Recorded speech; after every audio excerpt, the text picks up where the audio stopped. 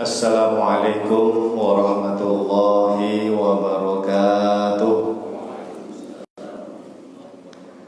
Bismillahirrahmanirrahim. Alhamdulillahirabbil alamin.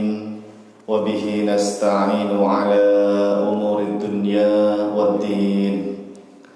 Wassalatu wassalamu ala asyrafil anbiya'i wal mursalin Sayyidina wa habibina wa syafi'ina wa maulana Muhammadin wa ala alihi wa ashabihi wa man ihtada bihadihi ila yaumiddin, amma ba'du.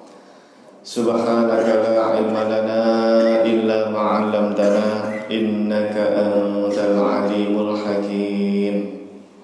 Allahumma anfa'na bima 'allamtana wa 'allimna ma yanfa'una wa zidna 'ilman nafi'a bi rahmatika ya arhamar rahimin. Amin. Baik hadirin jamaah Bapak-bapak dan ibu-ibu yang dirahmati Allah Subhanahu wa taala, alhamdulillah puji syukur kehadirat Allah Subhanahu wa taala. Pagi hari ini Sabtu pekan ketiga kita bisa bertemu kembali di majelis ilmu yang insya Allah mudah-mudahan kita semua yang hadir mendapatkan ridho dan rahmat dari Allah Subhanahu wa taala. Semoga semuanya yang hadir dimudahkan segala urusannya oleh Allah Subhanahu wa taala, dilapangkan rezekinya oleh Allah Subhanahu wa taala, dikabulkan hajat-hajatnya oleh Allah Subhanahu wa taala.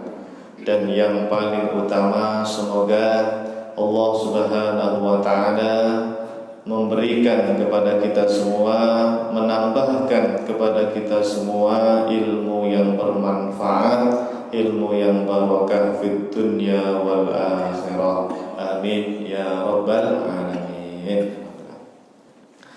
Baik hadirin jamaah Bapak Ibu yang dimuliakan Allah Subhanahu wa taala, bagaimana kabarnya? Sehat ya? Alhamdulillah. Semoga sehat selalu, panjang umurnya. Amin. Baik hadirin jamaah Bapak Ibu yang dimuliakan Allah Subhanahu wa taala, hari ini karena Sabtu pekan ketiga kita akan belajar ilmu fikih ya. Tauhid itu Sabtu pekan pertama dan Sabtu pekan kedua khusus tauhid. Adapun Sabtu pekan ketiga kita membahas tentang fikih ya, ilmu fikih. Nah, terakhir itu kita membahas fikih jenazah. Fikih jenazah bahas apa itu waktu itu? Tentang sholat jenazah ya. Kalau tidak salah tentang sholat jenazah. Kita belum bahas apa itu, mengkafani jenazah itu belum ya. Bahkan untuk menguburkan jenazah juga ketentuannya belum kita sampaikan ya. Ada satu tema yang berkaitan dengan jenazah itu, bahkan ini Pak penting sekali sebetulnya, yaitu masalah waris. Mungkin kalau membahas apa, mengkafani, mensolatkan, memandikan mayit ya, kemudian menguburkan mayit, itu sudah umum lah ya, semuanya tahu ya. Tapi masalah pembagian warisan ini yang masih kabur ya, masih buram Pak, masih buram, belum jelas. Yang terjadi itu kalau ada yang meninggal, ya udah tahlilan aja 7 hari itu. Tahlilan 7 hari.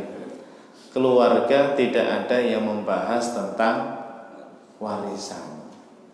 Padahal ini hukumnya wajib. Awas, hukumnya apa Pak? Wajib. Jangan sampai Pak kejadian di keluarga kita rajin sholat 5 waktu, kita rajin puasa sunnah misalnya, kita rajin sedekah sedekah, kita rajin berbuat baik kepada sesama, apalagi kita rajin hadir di majelis ilmu. Semua ibadah alhamdulillah Pak, tapi jangan sampai masalah bagi waris malah nol. Jangan. Karena ini hukumnya levelnya seperti sholat 5 waktu. Seperti sholat 5 waktu. Maka kita harus persiapkan keluarga kita masing-masing lah, minimal ya. Keluarganya masing-masing, jangan sampai tidak menjalankan hukum waris. Nanti ada caranya ya, ada caranya. Dan bagi waris itu nggak harus jual-jual kan ya. Orang kan mikirnya harus dijual, rumahnya harus dijual, tanahnya harus, enggak harus itu ya. Ada caranya nanti, yaitu dengan bermain angka atau saham lah ibaratnya. Baik, nanti hari ini kita akan bahas tentang mengapa harus belajar ilmu waris. Kenapa wajib belajar ilmu waris? Baik, sebelumnya kita hadiahkan dulu surah Al-Fatihah untuk para ulama kita.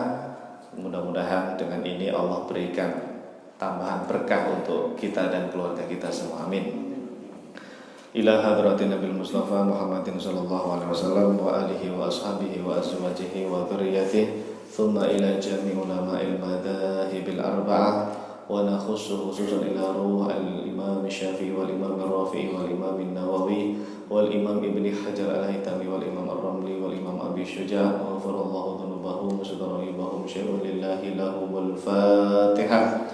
A'udzu billahi minasy syaithanir rajim. Bismillahirrahmanirrahim. Alhamdulillahi rabbil alamin. Ar-Rahmanir Rahim. Maliki yaumiddin. Iyyaka na'budu wa iyyaka nasta'in. Ihdinas siratal mustaqim. Siratal ladzina an'amta 'alaihim ghairil maghdubi 'alaihim waladdallin. Amin. Ya, terima kasih. Baik, langsung saja. Mengapa harus belajar ilmu waris ya? Kenapa wajib belajar ilmu waris? Ada 5 yang saya akan sampaikan, 5 saja. Ada 5 poin mengapa kita wajib belajar ilmu waris ya. Sebetulnya banyak Pak, alasannya banyak ya. Tapi kita bahas 5 saja ya, 5 saja. Yang pertama, kata para ulama, kenapa kita wajib belajar ilmu waris? Karena ada perintah khusus dari Rasulullah Sallallahu Alaihi Wasallam. Sallu ala Nabi Muhammad. Kalau kita mengaku umatnya Rasulullah Sallallahu Alaihi Wasallam, kalau kita mengaku pengikutnya Rasulullah Sallallahu Alaihi Wasallam, kalau kita mengaku setia dengan Rasulullah Sallallahu Alaihi Wasallam, maka ikuti apa yang diperintahkan oleh Nabi Sallallahu Alaihi Wasallam. Salah satunya ini waris Pak. Nabi Pak Bu ternyata secara khusus bilang kepada kita semua. Ya, waktu itu bilangnya kepada para sahabat. Apa bunyi hadisnya? An Abdullah bin Mas'ud radhiyallahu anhu qol, dari sahabat Abdullah bin Mas'ud semoga Allah meridhoinya, beliau pernah berkata, qala Rasulullah sallallahu alaihi wasallam, telah bersabda Rasulullah sallallahu alaihi wasallam, ta'allamu al-Qur'ana wa 'allimuhu an-nas wa ta'allamu al-fara'idha wa 'allimuhu an-nas. Di awal hadis ini jamaah, Nabi mengatakan pelajarilah Al-Quran. Nih, beruntung nih Bapak Ibu jenengan yang punya majelis Al-Quran, punya majelis baca Iqra atau majelis baca ayat-ayat Al-Quran, apapun itu bentuknya, berarti Anda ini sedang menjalankan perintah Nabi. Masya Allah, diberkahi ya. Alhamdulillah, saya dengar-dengar di Medland ini ada majelis Iqra ya. Ya. Ustadz Abdullah, alhamdulillah guru kita membimbing semua jamaah di sini untuk belajar Al-Quran pelan-pelan dari Iqra nanti naik terus sampai membaca Al-Quran. Itu Anda berarti menjalankan perintah Nabi Sallallahu Alaihi Wasallam. Kalau menjalankan perintah Nabi, insya Allah besok di akhirat dapat syafaat Nabi Sallallahu Alaihi Wasallam. Amin. Wa'allimuhu annas. Setelah pelajari Al-Quran, setelah mempelajari Al-Quran, ajarkan ilmu Al-Quran itu kepada orang-orang. Ya minimal kepada keluarganya. Ya, kalau semuanya jadi ustadz, ya ustadz jadi apa?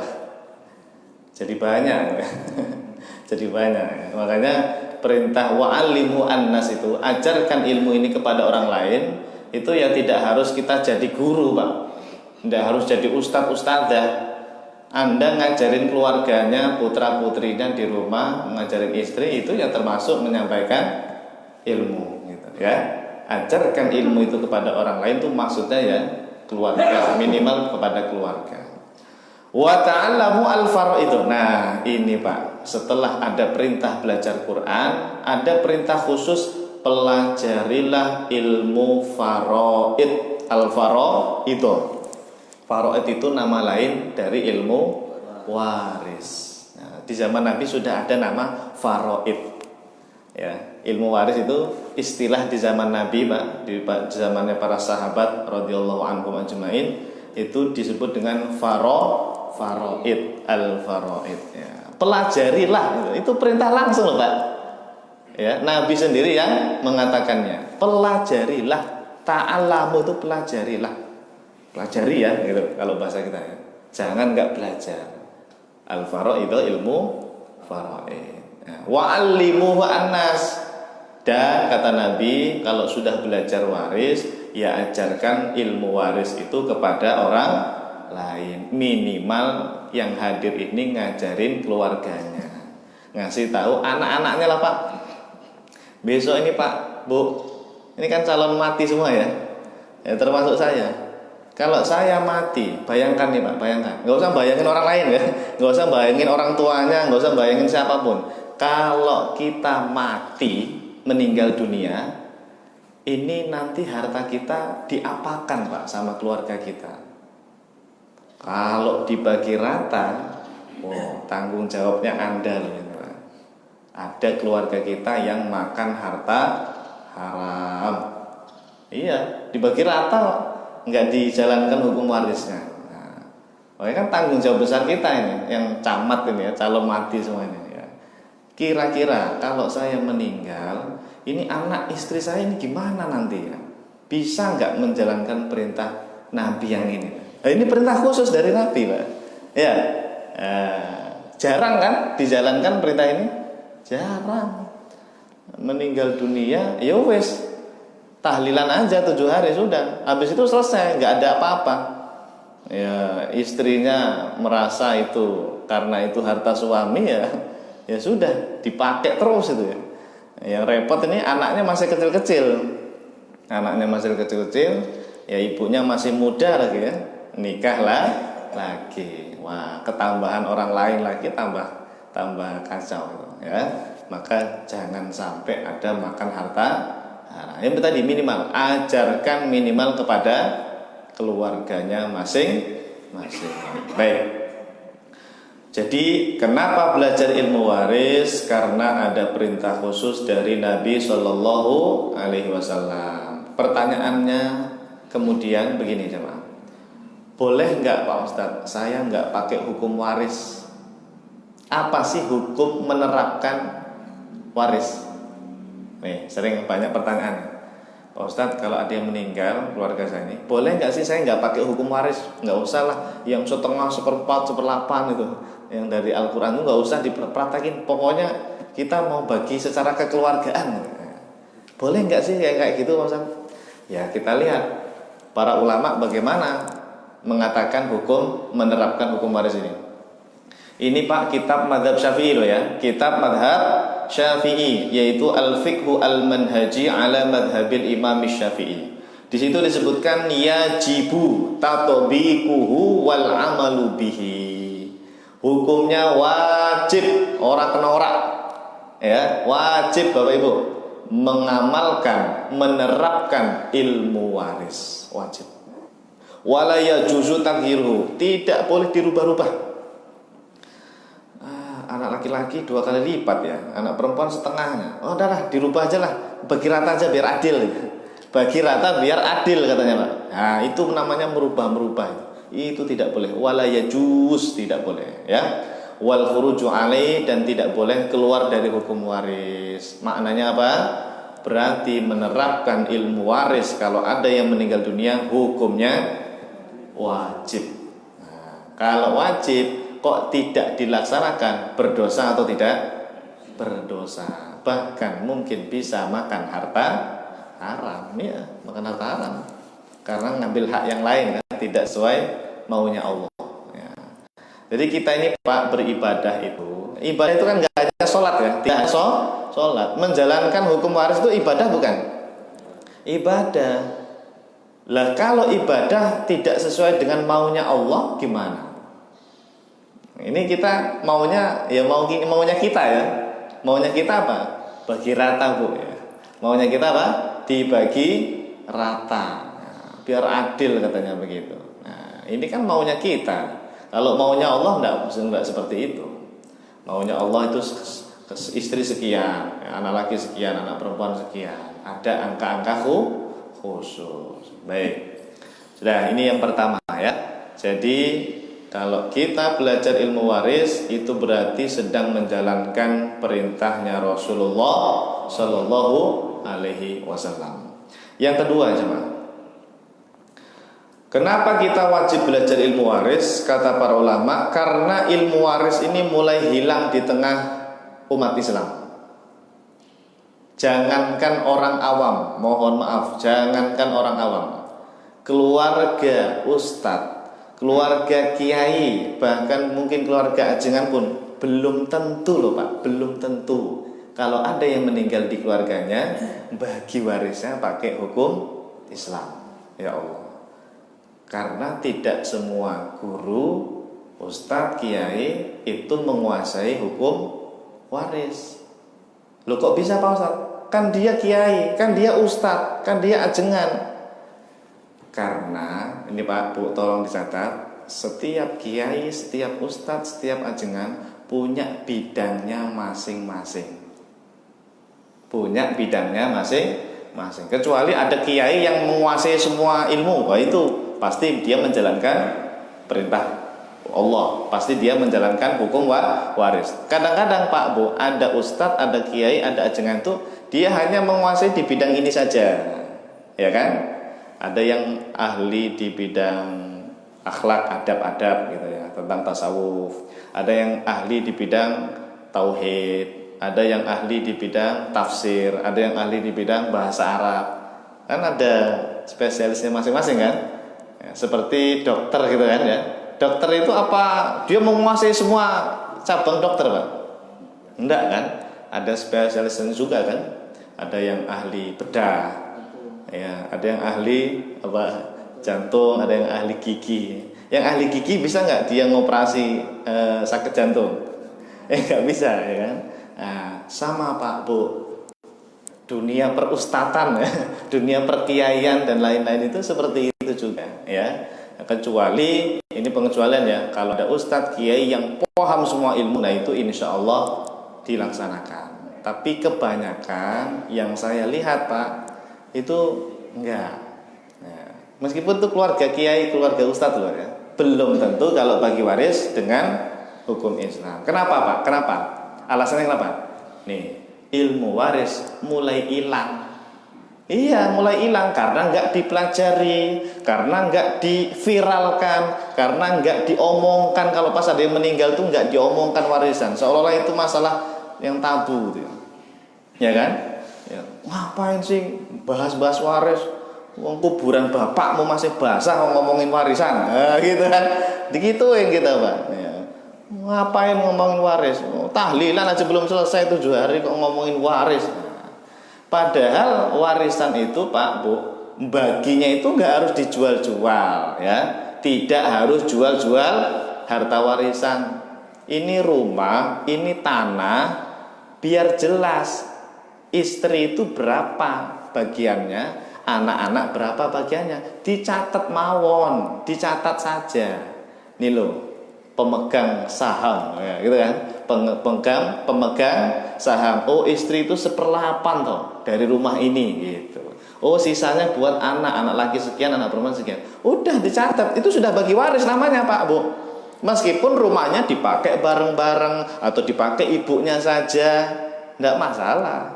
Yang penting jelas ini kepemilikan harta rumah tadi misalnya. Ya, salahnya kita itu mengira bagi-bagi waris itu harus dijual. Nanti ibunya tinggal di mana kalau dijual kan? Nah, kasihan. Jadi Pak, Bu, bagi warisan itu cuma menentukan bagian-bagiannya. Tidak harus jual-jual harta warisan. Itu yang harus kita tanamkan terus ya. Gara-gara di pikirannya jual-jual waris, akhirnya kan nggak mau bahas waris ya. Terus nggak usah dibahas lah, nanti aja. Ibumu masih ada kok, nggak gitu. Nah, ini mulai hilang Pak, ilmu waris mulai hilang. Nabi sendiri Shallallahu Alaihi Wasallam sudah memprediksi, wa huwa awwalu ma yunza min ummati. Ilmu waris itu adalah ilmu yang pertama kali dicabut. Nih, sudah diprediksi oleh Nabi Shallallahu Alaihi Wasallam 1400 tahun yang lalu. Ilmu waris ini bakalan termasuk ilmu yang pertama kali hilang, dicabut oleh Allah dari umat Islam. Nah, sekarang sudah terbukti ya, dikit-dikit ya. Ya kecuali jamaah Baitur Rahim ya. Insya Allah termasuk menunda kiamat ini ya. Kita menunda kiamat dengan belajar ilmu waris. Karena Pak, kiamat itu nanti terjadi kalau sudah tidak ada hukum waris. Sama sekali nggak ada hukum waris, Pak. Yang menerapkan nggak ada, yang belajar nggak ada, yang ngajarin juga nggak ada. Wes itu tinggal nunggu kiamat, hancurnya alam semesta ini, hancur bumi. Tapi kalau masih ada yang belajar nih, insya Allah masih lama. Masih lama. Berarti ini panitia penunda kiamat ini. Kita belajar waris, berarti kiamatnya masih lama dong. Ya, insya Allah ya. Yang penting kita belajar ya, menjalankan sunnahnya Rasulullah Shallallahu Alaihi Wasallam. Baik. Sekarang yang ketiga. Mengapa kita belajar ilmu waris? Karena kata para ulama, belajar ilmu waris berarti sama seperti mengamalkan Al-Quran. Belajar ilmu waris sama seperti mengamalkan isi Al-Quran. Bapak Ibu tahu apa pahala orang yang mengamalkan isi Al-Quran? Salah satunya apa?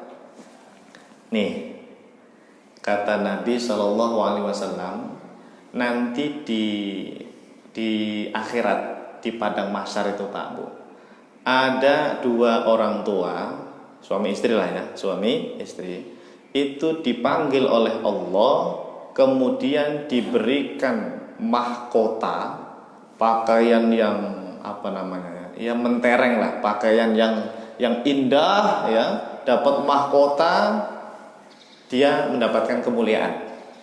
Ini dua orang tua ini, bapak ibu ya, suami istri mendapatkan apa? Kemuliaan dari Allah Subhanahu wa Ta'ala. Gara-gara apa Pak Bu? Gara-gara apa? Gara-gara anaknya man qara'al Qur'ana wa 'amila bima fihi albasallahu walidayhi tajan yaumal qiyamah. Kata Rasulullah sallallahu alaihi wasallam, siapa yang membaca Al-Quran, catat nih, membaca Al-Quran, apalagi hafal Quran, tapi wa amila bima fihi, lalu mengamalkan isi Al-Quran, maka albasallahu walidayhi, Allah akan berikan pakaian kepada kedua orang tuanya, mahkota, Allah berikan mahkota kepada kedua orang tuanya yaumal qiyamah, besok pada yaumil kiamat, di akhirat. Tuh. Jadi yang baca Quran, apalagi hafal ya, baca apalagi hafal. Orang hafal tuh sudah otomatis membaca Al-Quran. Tapi Pak, Bu, mohon maaf, poinnya bukan dibacanya, poinnya bukan dihafalnya. Poin besarnya adalah setelahnya. Setelah Anda baca, setelah Anda hafal Quran tuh diapain tuh hafalannya? Diapain tuh bacaannya? Wa amila bima fihi, diamalkan. Berarti kuncinya Bapak Ibu, kalau ingin dapat mahkota, itu kuncinya itu dua, baca atau menghafal Quran, yang kedua diamalkan isinya. Nah, salah satu isi Al-Quran itu tentang waris. Surat apa itu waris di Al-Quran? Surat An-Nisa. Ayat berapa Pak? Ayat 3. Poligami itu ayat 3. Ayat 11 An-Nisa ayat 11, 12 ya. Ayat 11, 12 itu tentang waris ya, ilmu waris. Berarti yang baca Al-Quran lalu mengamalkan ini hukum waris, itu besok Pak orang tuanya yang meninggal, wah, di akhirat dapat penghargaan. Padahal di dunia biasa-biasa saja orangnya, tapi gara-gara anak-anaknya mengamalkan hukum waris, orang tua tersebut dapat keutamaan besar. Pengen gak yang seperti itu? Pengen gak? Ya, makanya kalau pengen, ya kita cetak ini anak-anak kita menjadi para ahli Al-Quran. Tapi tidak sekedar ahli baca, ahli hafal ya. Apa? Setelah membaca, setelah menghafal apa? Mengamalkannya. Makanya guru saya bilang begini Pak Bu, yang anaknya belajar Al-Quran, baik itu membaca atau menghafal, kan ada kan rumah tahfidz atau rumah Quran gitu ya Pak ya. Setelah selesai hafalan, setelah selesai baca Quran yang bagus, jangan dulu pulang kalau bisa. Minta sama gurunya, minta sama pesantrennya untuk mengajarkan 3 ilmu. Catat ini. 1 ilmu tauhid, 2 ilmu fikih, 3 ilmu akhlak. Kenapa 3 ilmu ini Pak Bu? Karena 3 ilmu ini adalah intisari dari Al-Quran. Siapa yang ingin mengamalkan isi Al-Quran, pelajari 3 ilmu itu. Wis pokoknya Al-Quran itu Pak, isinya Pak, inti pelajarannya itu dimasukkan para ulama ke ilmu tauhid, kedua ilmu fikih, ketiga ilmu tentang adab atau akhlak atau tasawuf namanya kalau zaman dulu. Nah 3 ini lah. Saya berharap rumah-rumah tahfidz atau pesantren tahfidz itu tidak hanya menghafal Quran saja. Setelah santri-santrinya hafal Quran, 3 ilmu ini wajib dikuasai dulu, baru boleh pulang. Nah gitu. Karena kebanyakan itu hanya hafal saja, ya kan? Hanya pinter baca Al-Quran saja. Ya itu sudah bagus ya Pak ya, sudah bagus. Kita tidak menyalahkan, sudah bagus itu. Cuma levelnya dinaikkan lagi gitu loh. Yang tadinya hanya menghafal saja, tambahkan, kuasai berapa tadi? 3 ilmu. 1 ilmu tauhid, 2 ilmu fikih, 3 ilmu akhlak atau tasawuf atau tazkiyatun nufus, tentang adab lah itu, tentang akhlak. Ketiga ini kalau sudah dipelajari dan dikuasai, itu sama seperti dia mengamalkan ayat Quran yang sudah dia hafal. Paham? Ya, karena 3 ilmu itu sumbernya Al-Quran semua itu. Baik. Nah, siapa yang belajar Quran berarti dia mengamalkan siapa yang mengamalkan ilmu waris berarti dia mengamalkan isi Al-Quran. Baik, semoga semuanya Bapak Ibu, putra putrinya atau cucunya semuanya nanti dijadikan oleh Allah termasuk anak yang soleh-solehah, min ahlil Quran wa ahlil khair, penghafal Quran yang juga paham ilmu tauhid, ilmu fikih dan tentang ilmu akhlak. Amin ya rabbal alamin. Kemudian yang keempat ya, yang keempat. Tadi kan 3, ya kan? Sekarang keempat ya. Kenapa kita wajib belajar waris? Alasannya supaya menjaga diri dari makan harta haram. Ya, supaya tidak makan harta haram. Lu kok bisa? Contoh. Ada 3 di sini yang saya buat contohnya. Pertama, suami menguasai semua harta istrinya yang meninggal dunia. Jadi ini suami istri punya anak, istrinya meninggal duluan ya, istrinya meninggal duluan. kebetulan istrinya ini Pak punya tanah, dapat dari orang tuanya mungkin dulu. Lah, semua harta istri itu dipakai, dikuasai hanya oleh sang suami saja. Anak-anaknya ya tadi nggak bagi waris lah intinya. Tidak ada bagi waris. Itu berarti suami itu makan harta haram itu Pak. Ya Allah. Atau dibalik nomor 2, istri menguasai semua harta suaminya yang meninggal dunia. Jadi ini yang meninggal suami. Ya, sang suami meninggal dunia. Lah, hartanya banyak. Biasanya suami itu ya punya rumah, punya mobil, punya motor, punya tabungan, apalagi punya kontrakan. Ya, kontrakan pintunya berapa nih? Pintunya 10. Satu rumah pintunya 10.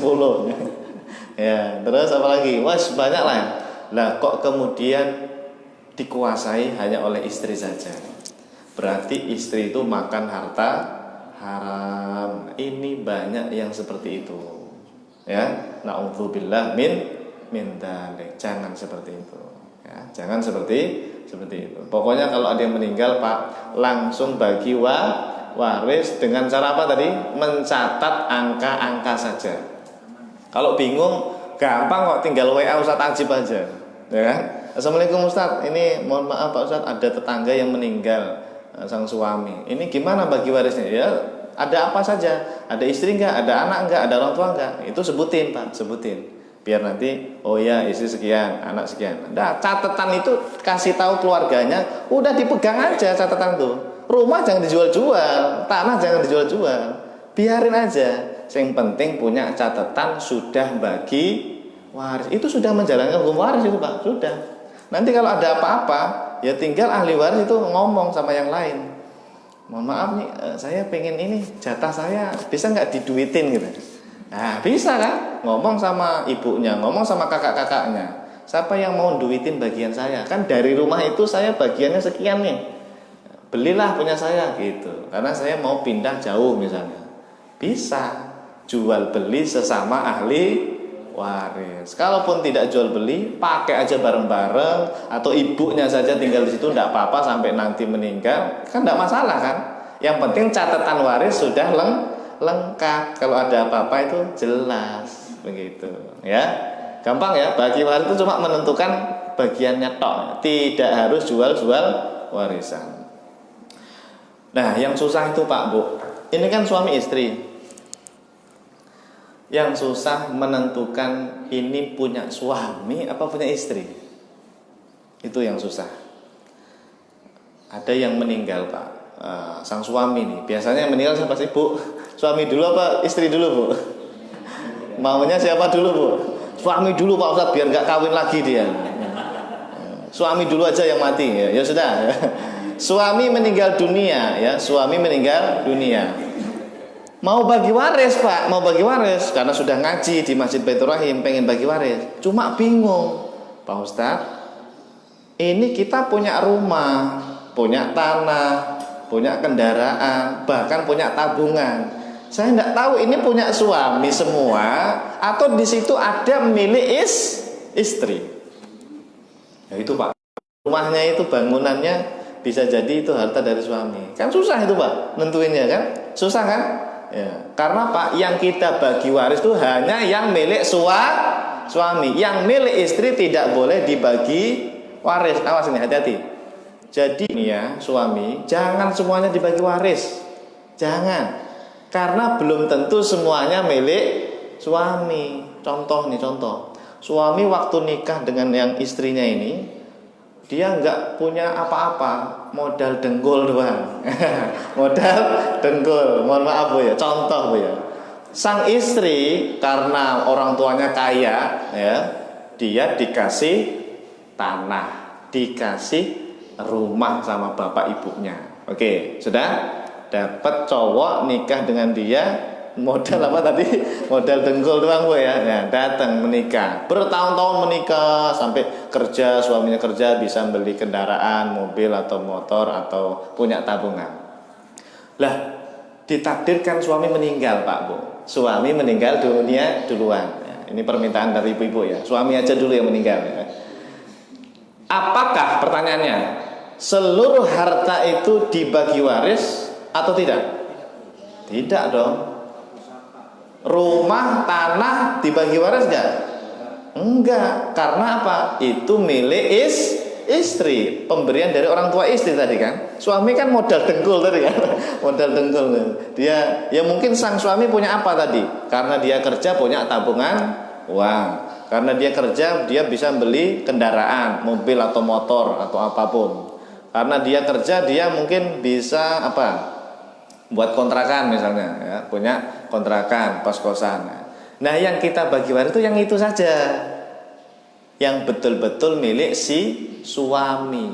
Adapun rumah tanah tadi Bu, jangan dibagi waris Bu ya. Karena itu memang milik Anda Bu ya, milik istri. Ya, paham maksudnya? Paham Pak Bu? Paham. Itu kalau jelas enak. Yang susah itu nggak jelas. Ini rumah milik suami apa istri ya Pak Ustadz ya? Ya nggak tahu. Kalian dulu gimana nikahnya? Ya, ini punya kendaraan punya suami apa istri ya? Maka Pak, caranya gini. Saya sering bilang ke jamaah saya, suami istri itu dari sekarang tuh rundingan saja. Nah, ini suami bilang ke istrinya ya, Ma atau istriku, kita ini punya rumah, punya tanah ini mau milik bersama apa milik saya aja? Nah, kalau istri pasti jawabnya apa? Ya milik bersama lah. Biasanya gitu kan? Ya nggak apa-apa Bu, ngomong aja Bu. Yang penting suaminya setuju. Ya wes lah, karena aku cinta padamu. Pokoknya rumah ini meskipun aku yang kerja, aku yang capek mati-matian membangun, pokoknya milik bersama. Gitu Bu. Berarti kan sepakat rumah milik bersama. Nanti kalau meninggal dunia suami, jangan semuanya dibagi waris. Berapa? 50% saja yang dibagi waris. Adapun 50% itu milik Anda Bu. Tapi nanti Anda dapat lagi dari jalur waris 1/8 dari 50%-nya milik suami. Paham nggak? Nah gitu ya. Ini saya ajarin Bu biar Anda dapat banyak. Ya, kalau suaminya bilang begini, pokoknya ini rumah punya papa, punya saya. Kan saya yang kerja. Mama mau tinggal di sini aja. Mama saya kasih duit tiap bulan kan, uang belanja itu aja lah. Rumah pokoknya milik papa. Ini Bu, nanti kalau suami meninggal, itu semuanya dibagi waris. Anda 1/8 dari rumah itu. Kalau tadi dibagi dua dulu, 50% milik suami, 50% milik Anda. Terus Anda dapat lagi 1/8 dari 50%-nya milik suami. Banyakan mana? Banyakan yang ini apa yang tadi itu? Banyakan yang ini Pak Ustaz ya. Karena dibagi dua dulu kan ya. Kalau yang tadi kan nggak dibagi dua, langsung 1/8 ya, dianggap milik suami semua rumah itu. Nah begitu Pak. Jadi suami istri tolong nih ngomong, ini rumah milik bersama apa milik suami atau milik istri, harus ditentukan. Kalau suaminya jawab milik bersama Bu, milik bersama, Pak tanda tangan. Iya dong, biar ada bukti kan, tanda tangan milik bersama. Istrinya nanya, Pak itu kita punya tanah di sana itu 1 hektar, terus punya mobil, punya motor, itu punya siapa Pak ya? Ya sudahlah, kalau itu mah buat mama aja deh. Tanah buat kamu pokoknya. Ya kan Bu ya? Itu mobil, motor meskipun atas nama saya, STNK-nya atas nama saya, itu pokoknya buat mama deh. Udah ikhlas ya. Pokoknya saya cinta banget sama kamu gitu. Catat Bu, tanda tangan Pak ya. Tanah, mobil, motor milik mama, tanda tangan. Gitu Bu. Ya, kan jelas kan? Jelas ya. Kalau rumah tadi milik bersama, tapi tanah, rumah atau mobil tanah, mobil dan kendaraan tadi milik istri, dicatat gitu. Yang susah tidak ada omongan apa-apa. Kalau sudah bingung ngubungi ustadznya. Ketemu Ustadz Ajib, Assalamualaikum Ustadz Ajib, ini gimana nih? Wah puyeng, sayanya juga puyeng Pak. Nggak ngerti saya ini mana milik suami, mana milik istri. Susah. Udah ribut-ribut baru nanya. Mending ributnya nanti. Belajar dulu ilmu waris yang benar. Suami istri harta itu harus jelas, biar nggak kacau ya. Ada nggak di sini suami istri udah ngobrolin kayak gitu? Belum. Nah, harus dipersiapkan Bu ya. Kalau bisa milik bersama semua gitu Bu ya. Kalau milik bersama semua kan enak Bu ya. Ya terserah suaminya ya, terserah suaminya. Paling tidak yang gede-gede Pak Bu, seperti rumah, kendaraan, tanah. Tapi kalau baju, centong, sendok, piring ya jangan dicatat apa Bu ya. Tapi kalau mau perhitungan boleh ya? Ya boleh, silahkan dicatat piring, kulkas, apa kompor milik mama, tanda tangan Pak. Gitu. Besok kalau cerai atau ada yang meninggal kan jelas ini semuanya milik mama. Ke dapur mama semua stikernya, tanda tangannya. Nah, jadi hati-hati ya dengan harta. Terakhir. Kenapa kita belajar ilmu waris? Nah ini Pak, penting ini. Agar terhindar dari perpecahan keluarga. Ada satu keluarga di daerah Jakarta. Ini contoh real Pak, fakta. Ngundang saya.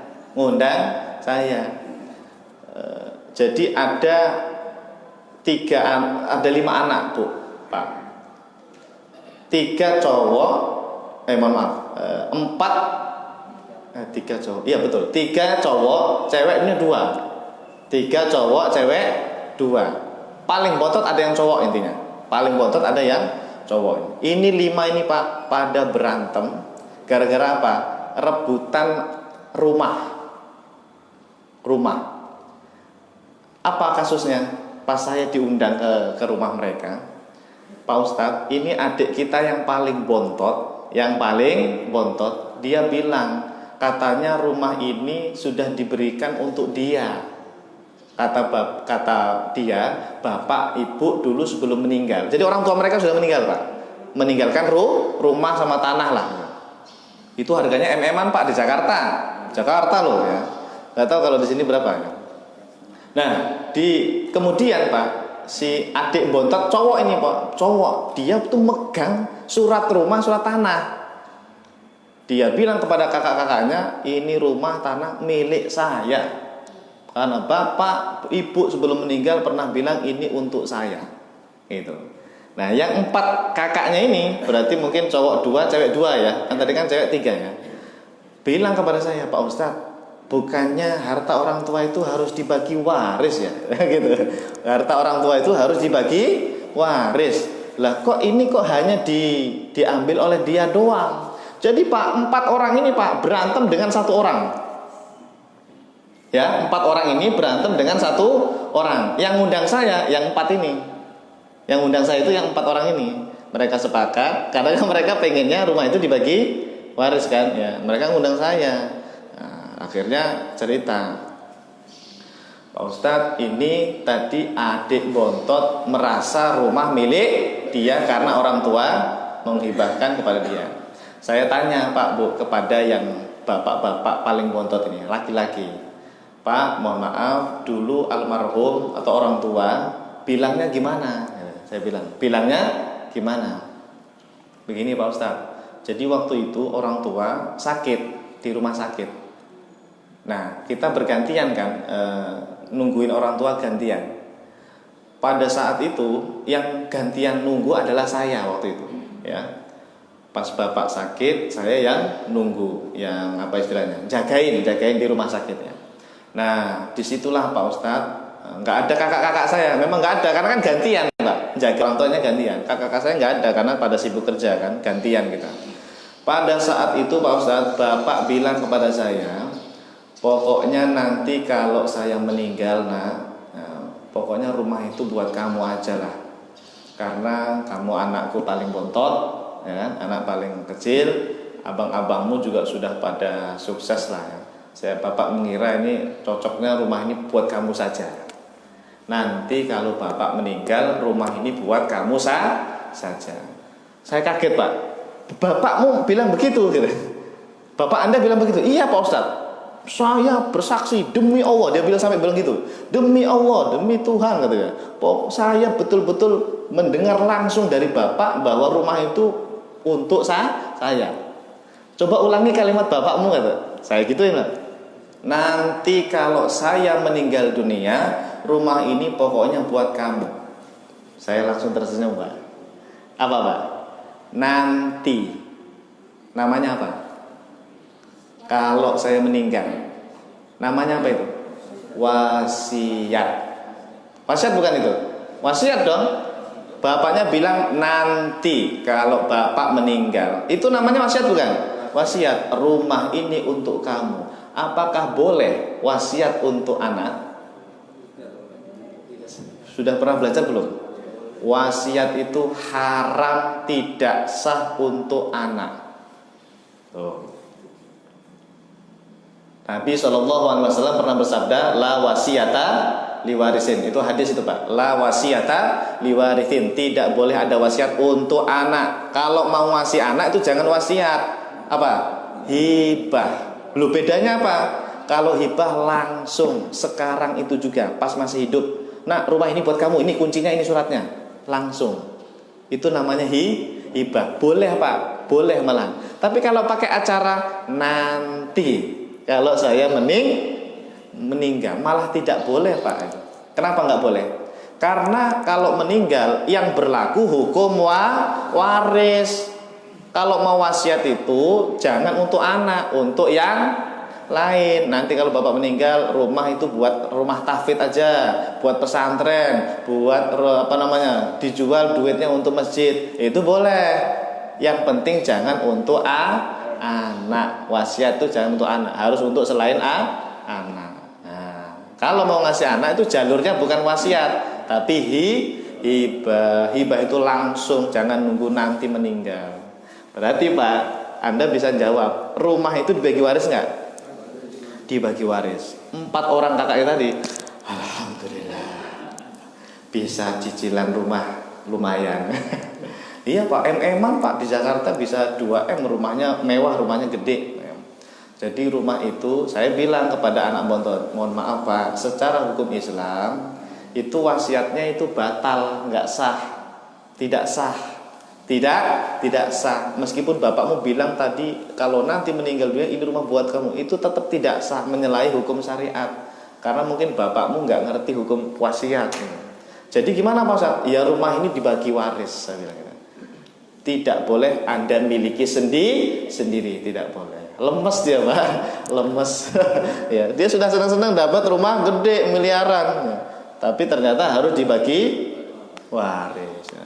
Itu Pak, tadinya berantem itu mereka Pak. 4 orang itu Pak diem-dieman tuh sama adiknya yang bontot tadi itu. Ya Allah, sampai di sana itu berjauh-jauhan duduknya itu ya. Na'udzubillah min dzalik. Jangan sampai masalah waris jadi berantem. Nah, supaya tidak berantem, supaya tidak pecah ini keluarga, caranya gimana? Belajar ilmu waris. Sekali-sekali Bapak Ibu, kalau arisan keluarga, ngumpul keluarga, yang dibahas jangan hanya arisan saja. Yang dibahas jangan hanya apa? Biasanya ngumpul-ngumpul ngapain sih? Ya arisan ya, arisan keluarga atau tahlilan biasanya doa bersama. Sekali-kali bahas hukum waris. Lu memangnya ada yang meninggal? Ya nggak ada. Pokoknya belajar aja, belajar saja supaya keluarga kita, anak, saudara, semua keluarga besar kita itu ngerti. Jangan hanya kita yang ngerti, tapi semuanya harus ngerti hukum waris. Supaya apa? Tidak terjadi perpecahan nanti di masa yang akan datang. Begitu.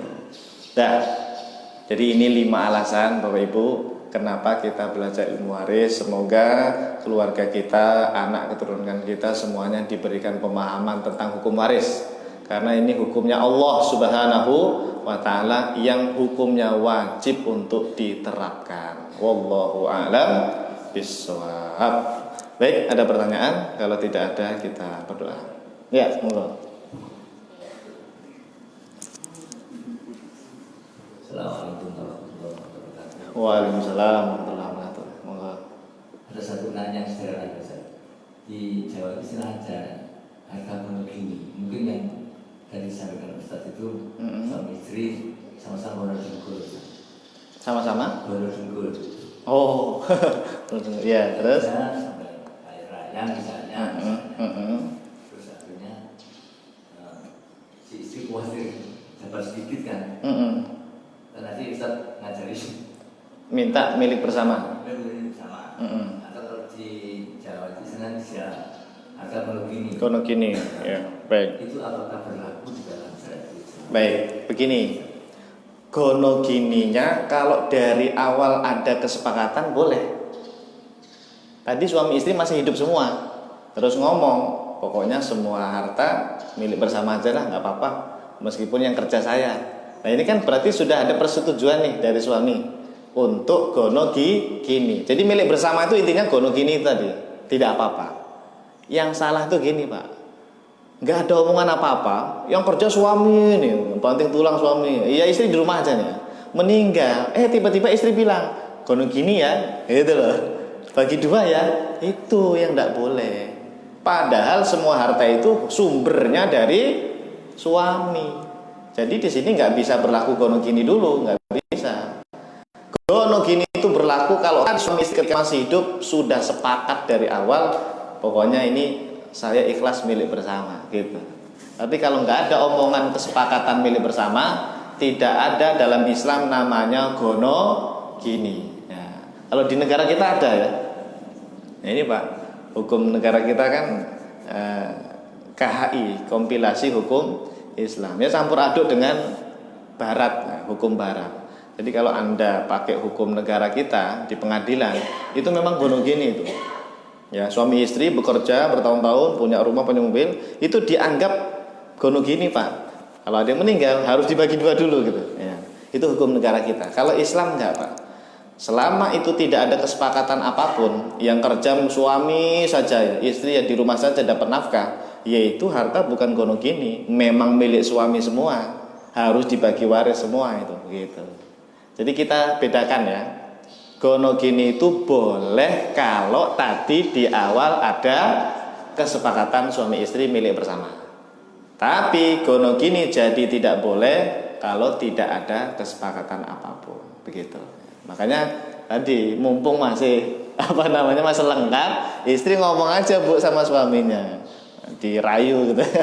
Mau nggak milih bersama? Kalau mau ya alhamdulillah, berarti nanti berlaku gono gini. Gono gini itu tadi loh Bu, 50% dulu, dibagi dua dulu, baru nanti bagi waris yang milik suami saja, begitu. Paham? Wallahu a'lam. Maaf, itu bukan termasuk hibah. Iya, hibah. Jadi ketika suami tadi ikhlas kan, ini milik bersama saja, itu sebetulnya dia hibah. Artinya hibah dari separuh harta. Betul, iya. Artinya suami itu menghibahkan separuh hartanya untuk dimiliki istri. Kan milik bersama itu berarti kan dia separuh kan intinya, gitu. Kalau hibah itu apa harus ada saksi? Harus apa? Ada saksi. Kalau dalam hukum fikih tidak harus, tapi secara hukum legal kita kalau bisa pakai saksi, pakai tertulis. Ya.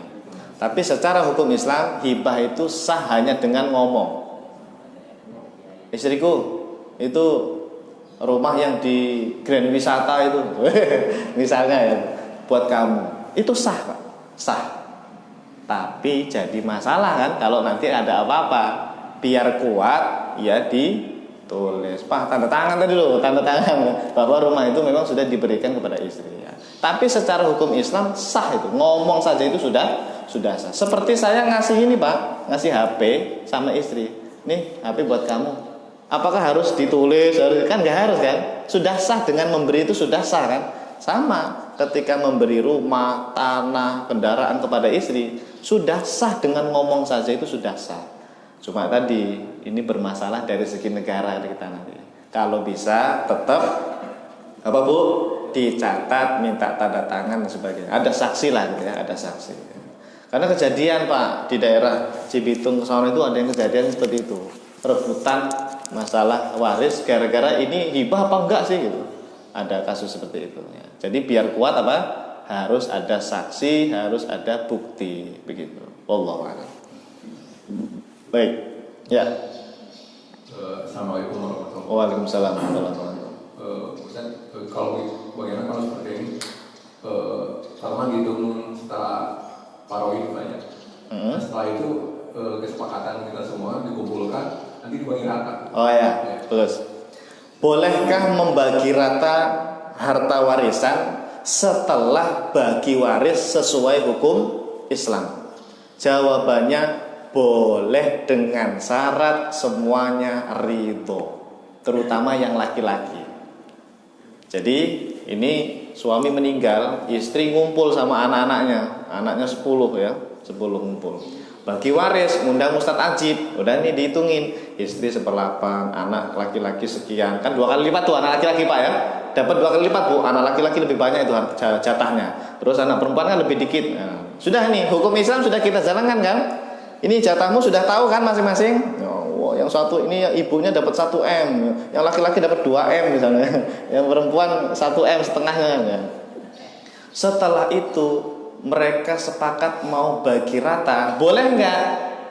Boleh dengan syarat ridho dari semua ahli waris, terutama yang laki-laki. Ya dong, jangan yang perempuan. Yang perempuan sih ridho dia ya. Ayo bagi waris, alhamdulillah ridho saya. Ya ridho, kalau jatahmu tambah banyak nanti kan ya. Justru yang kita minta ridho itu siapa? Yang cowok. Abang-abangku, kakak-kakakku ya. Gimana bang? Abang mau nggak berbagi rata dengan kita? Terus abang-abangnya yang cowok ada 3 misalnya, ngomong semuanya, 3-3-nya sepakat. Ya wes lah, kita ini kan keluarga dari kecil ya, saling menyayangi. Toh saya juga sudah banyak harta, tidak apa-apa lah, kita bagi rata aja. Pokoknya jatah saya yang 2 kali lipat tuh nggak apa-apa, disamain sama kalian semua. 3 anak tadi sepakat Pak, boleh. Kata para ulama boleh seperti itu. Dengan syarat apa tadi? Ridho. Jangan dipaksa, jangan dipaksa. Karena kan yang laki-laki takut Bu, diancam sama adik perempuannya ya, atau sama kakak perempuannya, awas kalau nggak dipegang. Ini tetap nggak boleh, itu nggak boleh. Pokoknya harus berdasarkan keriduan dari yang laki-laki ya. Kira-kira mau nggak? Sudah megang 2 M Pak, mau nggak dia? Biasanya berubah, wah nggak jadi nih. jangan bagi rata 2 M loh gitu ya. Jadi yang penting selama hukum warisnya sudah dijalankan, lalu ada keridhaan dari ahli waris tadi, boleh, tidak apa-apa. Berarti kan yang cowok itu menghibahkan ibaratnya kan, sedekah kepada yang perempuan. Itu tidak apa-apa ya. Wallahu a'lam. Oke. Ya. Ini banyak nih. Wah. Gimana?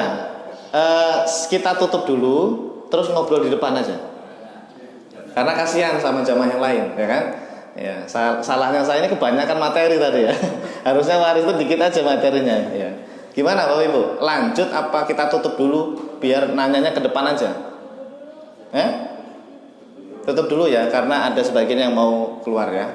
Baik, kita doa dulu. Nanti ibu-ibu, bapak-bapak ini dulu yang mau nanya ke depan saja, nggak apa-apa. Kita berkelahi di depan ya. Ya.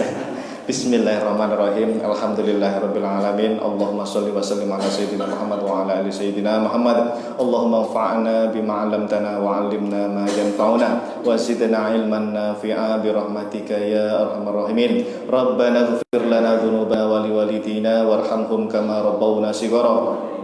Rabbana hab lana min azwajina wa dhurriyyatina qurrata a'yun waj'alna lil muttaqina imama. Rabbana zalamna anfusana wa illam taghfir lana wa tarhamna lanakunanna minal khasirin. Allahumma rzuqna husnal khatimah bi rahmatika ya arhamar rahimin. Rabbana atina fid dunya hasanah wa fil akhirati hasanah wa qina adzabannar. Wa sallallahu ala sayyidina Muhammadin nabiyil ummi wa ala alihi wa sahbihi wa baraka wa sallam. Subhana rabbika rabbil izzati amma yasifun wa salamun alal mursalin walhamdulillahi rabbil alamin. Subhanakallahumma bihamdika asyhadu an la ilaha illa anta astaghfiruka wa atubu ilaik. Terima kasih. Assalamualaikum warahmatullahi wabarakatuh.